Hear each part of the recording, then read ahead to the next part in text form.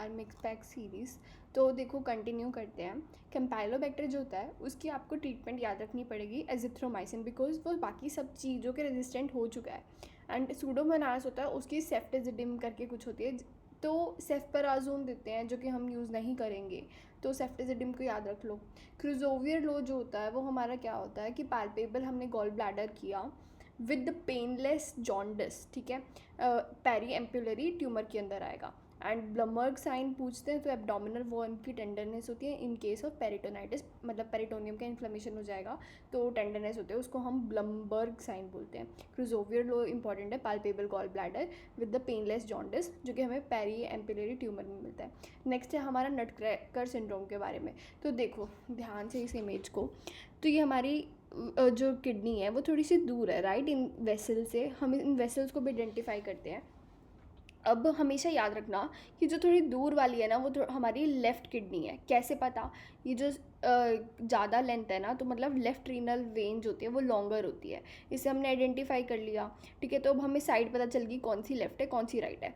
तो हमारा ये मान लो हार्ट है यहाँ पर, ठीक है। तो ये हार्ट के पास से, जस्ट पास से, हमारा हार्ट थोड़ा लेफ़्ट साइड पे होता है राइट, तो जस्ट पास से हमारी बहुत हाई प्रेशर वाली वेसल आएगी जिसको हम बोलते हैं अयोटा, ठीक है। तो और आईवीसी जो होती है हमारी वो उसके आगे होगी। आगे का मतलब क्या कि मोर लेटरल टू इट। ओवरऑल हम देखें तो हमारा क्या हुआ, एब्डोमिनल अयोटा एंड आईवीसी की पोजीशन, आईवीसी हो गया हमारा राइट साइड एंड अयोटा हो गया हमारा लेफ्ट साइड, ठीक है। एक दूसरे के रिस्पेक्टिव में बात कर रहे हैं हम। एंड वेरिकोसील, हाँ एक होता है इसमें एसएमए। एसएमए जो होती है वो एब्डोमिनल अयोटा की ब्रांच होती है जो कि अराइज कर रही होती है at the lower border of L1, and उसी के जस्ट नीचे जैसे कि आप देख सकते हैं लेफ्ट रीनल वेन है हमारी, है ना। तो लेफ्ट रीनल वेन और को ना कंप्रेस करके नटक्रैकर सिंड्रोम कर देती है।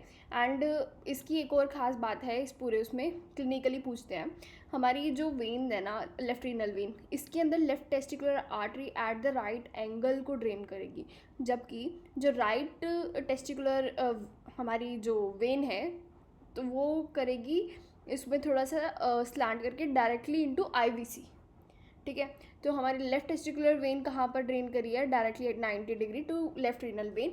इसलिए वेरिकोसील के ज़्यादा चांसेस कहाँ होते हैं, हमारे लेफ्ट टेस्टिस के अंदर। एंड पता है तुम्हें कि उसमें क्या प्रॉब्लम होती है, इनफर्टिलिटी होती क्यों है?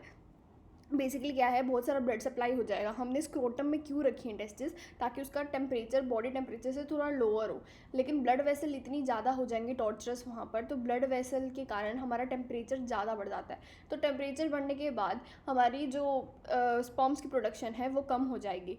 And if they ask which cell is more sensitive to it, it is Sertoli cell. Testosterone को फ़र्क नहीं पड़ेगा, but Sertoli cells are like nurse mother, तो they are needed for the sperm genesis, ठीक है, वो ख़त्म हो जाती है, ठीक है।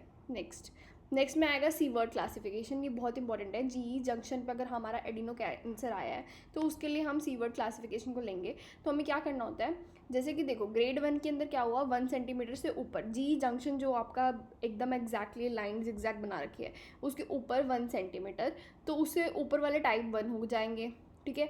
अब 1 सेंटीमीटर ऊपर -2 सेंटीमीटर हो गया तो उससे टाइप 2 हो जाएंगे, एंड देन और नीचे गए तो तुम्हारा टाइप 3 हो जाएगा। टाइप 3 को तुम गैस्ट्रिक कैंसर ही मान के ट्रीट करो, लेकिन जो जी जंक्शन में से टाइप 1 एंड 2 हैं उसको आप मानो ईसोफेजियल कैंसर, ठीक है। अब ये हो गया हमारा अम्बिलिकल वाला। तो अम्बिलिकल में ये देखो ऐसे नहीं लग रहा है कि किसी की स्माइल कर रहा है, तो फिर हमारी 2 आर्टरी होती है, वेन हमेशा चपटी होती है राइट, ईसोफेगस भी ऐसा चपटा सा होता है, बिकॉज ऑफ वॉल्स और रेजिस्टेंस के कारण ये सब होता है। बट आपको बस याद रखना है कि ऐसे 2 हमारी आर्टरी हो गई, एक वेन हो गई अम्बिलिकल, एंड यहाँ पर हमारा एलेंटोइक डक्ट भी होता है, एंड यहाँ पे साइड में वॉटन जेली जो होती है वो एक्स्ट्रा एम्ब्रियोनिक मीजोडर्म की बनी होती है, ठीक है। एटाविज्म जो होता है ना वो हमारा फीचर होता है किड के अंदर, ठीक है। क्यों मतलब बेसिकली क्या होता है, जो किड जो है ना उसके अंदर ग्रैंड पेरेंट्स के जीन अचानक से एक्टिवेट हो जाते हैं, मतलब पेरेंट्स में स्किप कर गए एंड बच्चे में आ गए, पोते में या पोती में आ गए, तो दैट इज़ एटाविज्म, ठीक है। नेक्स्ट है हमारा ओके ये हाँ ठीक है, देखो येलो बैग जो है ना उसमें हम क्या क्या करते हैं dump, that is our anatomical waste, laboratory waste, ठीक है। थोड़ा सा आपको आइडिया होगा। एंड ग्लव्स वगैरह जितने लिनन्स होते हैं, तो हम जो ओटी के अंदर एक डस्टबिन तैयार करते हैं ना, जितने अपना जो भी हमने गाउन पहना है उसको फेंकेंगे मास्क को फेंकेंगे, ये सब चीज़ें। प्लास्टिक रबड़ नहीं, प्लास्टिक रबड़ आगे आएगा। इन सब चीज़ों को हम येलो बैग के अंदर करते हैं। एक ट्रिक क्वेश्चन क्या होता है, एक तो पूछते हैं ये ब्लड बैग के बारे में, ठीक है। ब्लड बैग, ब्लड कौन से कलर का होता है, रेड, राइट। तो लेकिन उसको क्रॉस निमोनिक होता है, ये येलो बैग में फेंकेंगे, ऐसे लर्न कर लो। यूरिन बैग किस में फेंकेंगे, हम रेड बैग में फेंकेंगे, ठीक है। ये इजी हो गया। एक और ट्रिक क्वेश्चन ये होता है कि एक आपने वैक्सीन है आपके पास, ठीक है। साइटोटॉक्सिक वेस्ट क्लियर होता है कि येलो बैग में फेंकना है, लेकिन आपके पास ना एक एक्सपायर्ड वैक्सीन पड़ी है, आपने यूज़ नहीं करी, तो आप किस में फेंकेंगे। एक्सपायर्ड वैक्सीन के अंदर ड्रग है, राइट, तो हम येलो बैग में फेंकेंगे। जबकि अगर वो बोल दें यूज्ड वैक्सीन वायल, तो अगर तुम वैक्सीन वायल को तोड़ दो, ठीक है, वायल यून होना, इसे तोड़ के खुलता है, तो वो क्या है, वो एक ग्लास का पीस है, तो उसको ब्लू में फेंकेंगे, ठीक है। ये काफ़ी ट्रिकी क्वेश्चन होता है। ओके, आगे चलते हैं। रेड बैग में क्या फेंकेंगे, रबड़ एंड प्लास्टिक को। ब्लू के अंदर क्या फेंकेंगे, मेटालिक रोड जो भी होगी एंड ग्लास को। वाइट के अंदर हम फेंकेंगे शार्प मटेरियल को, ठीक है। तो येलो बैग के अंदर हमें क्या करना है कि उसमें साइटोटॉक्सिक वेस्ट वगैरह भी होता है।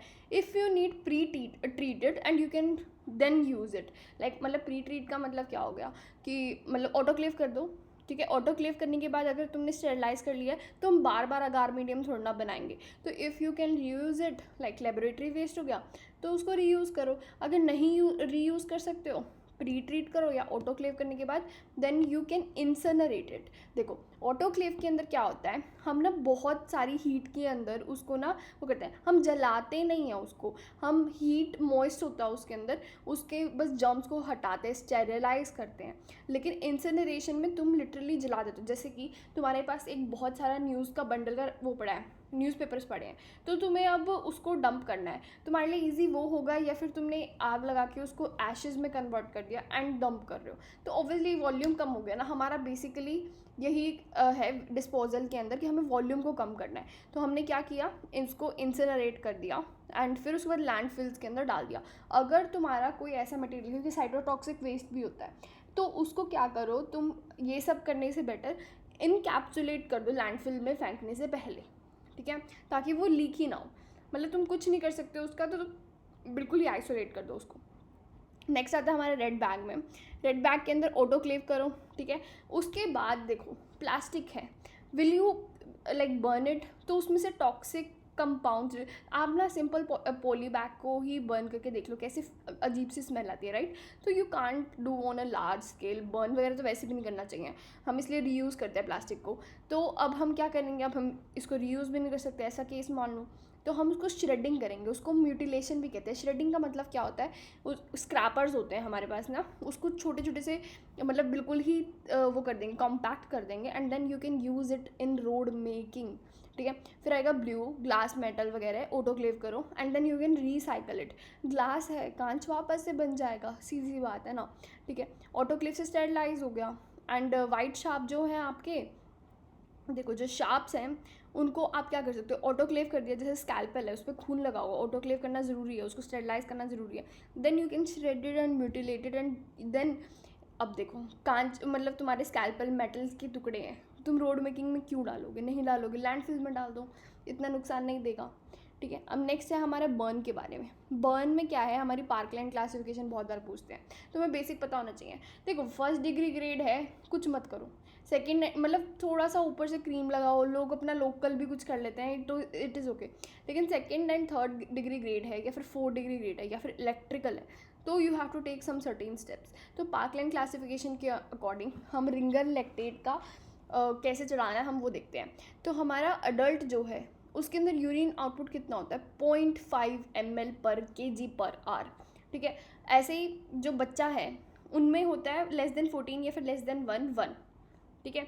हमें ये इतना यूरिन आउटपुट को मेंटेन करना है। हम रिंगर लैक्टेट कैसे देंगे, अडल्ट के अंदर 2 into weight into base body surface area, ऐसे 3 कर दो लेस देन 14 में। लेस देन 1 ईयर में भी 3 करके तुम ऐड कर दो 5% डेक्सट्रोज। वैसे भी हम छोटे बच्चों में 5% डेक्सट्रोज ऐड करते ही हैं, इफ़ यू रिमेंबर डायरिया के ट्रीटमेंट में भी यही होता है, ठीक है। मतलब इतना सरफेस एरिया से मल्टीप्लाई नहीं, बट हम 5% डेक्सट्रोज प्रेफर करते हैं उनमें चढ़ाना। फोर्थ डिग्री के अंदर या इलेक्ट्रिकल में हम क्या करेंगे, हमें पहली बात तो यूरिन आउटपुट सबका इरिस्पेक्टिव ऑफ एजेस 1 to 1.5 करना है मेंटेन। एंड हम क्या करेंगे उसको 4 into weight into body surface area कर देंगे, साथ में म्यूर बार्कले जो है हमारा, उसमें हमें 6 टाइम्स कोलॉइड्स देना है, ठीक है। तो 1 पोर्शन में हमें क्या करना है, इस फॉर्मूला का आधा, like weight into body surface area bye 2, ऐसा हमें 1-1 घंटे में 6 बार देना है, ठीक है। 1-1 घंटे में 36 आवर्स तक टोटल। बेसिकली आपको 1 पोर्शन याद होना चाहिए कोलॉइड में कैसे बनाते हैं। हम ह्यूमन एल्ब्यूमिन को यूज़ करेंगे, ठीक है। ओके, फिर आता है हमारा एक टॉपिक जिसमें हम जोन्स के बारे में बात करते हैं, लीवर के। तो देखो लीवर में क्या होता है, एक सेंट्रल वेन होती है और साइड में उस सेंटर के ऐसे हेक्सागन लाइक स्ट्रक्चर होता है, तो 6 पोर्टल ट्रायड्स होते हैं, राइट। तो वो पोर्टल ट्रायड किसका बना होता है, तो पोर्टल वेन का, हेपेटिक आर्टरी का एंड बाइल डक्ट का, ठीक है। अब हमारा उसमें जो सबसे पहले जोन होता है, जोन 1, ठीक है। जोन 1 के अंदर क्या होगा, पेरीपोर्टल, मतलब आपके सेंट्रल वेन से सबसे दूर है, लेकिन पेरीपोर्टल एरिया उसके जो ऐसे हेक्सागन की बाउंड्रीज मान लो, हेक्सागन की बाउंड्री पे सबसे पहला होता है जोन 1, वहाँ पर सबसे ज़्यादा आर्टरी है, राइट। क्योंकि सेंटर में क्या है उस हेक्सागन के, सेंट्रल वेन, वहाँ पे आर्टरी है ही नहीं, तो ऑक्सीजन सबसे ज़्यादा जोन 1 के अंदर हुई। तो हमारी जो बीमारियाँ होंगी ना, जिनको ऑक्सीजन ग्लूकोज वगैरह ज़्यादा चाहिए, वो होंगी, जैसे कि iron, copper, primary biliary cirrhosis याद रखना पड़ेगा। एंड क्या फिर ऐसे भी लर्न कर सकते हो, जोन 1 को ए मान लो, फिर ABC एंड वायरस, ठीक है, यहाँ पर करेंगे। जोन 2 ट्रांजिशन होता है, तो यहाँ पे बहुत वियर्ड सी बीमारी होती है, येलो फीवर, जो कि यहाँ पर अपने लकीली इंडिया में नहीं है अभी तक।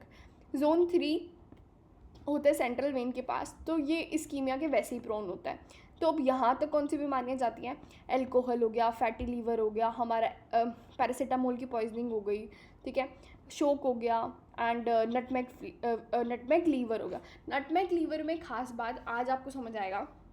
देखो, एक होता है वाइट एरिया, एक होता है रेड पल्प, उसके अंदर जो बनते हैं, तो जो वाइट है ना वो वायबल है, मतलब वो जिंदा है, डेड एरिया रेड बन जाता है। देखो, वरना हम क्या सोचते हैं, जहाँ पे ज़्यादा वेस्कुलर सप्लाई वो रेड होता है, यहाँ उल्टा है, ठीक है। एंड इसको नटमेग लीवर क्यों कहते हैं पता है, क्योंकि ये ना लीवर होके लंग्स जैसा दिखता है, ठीक है।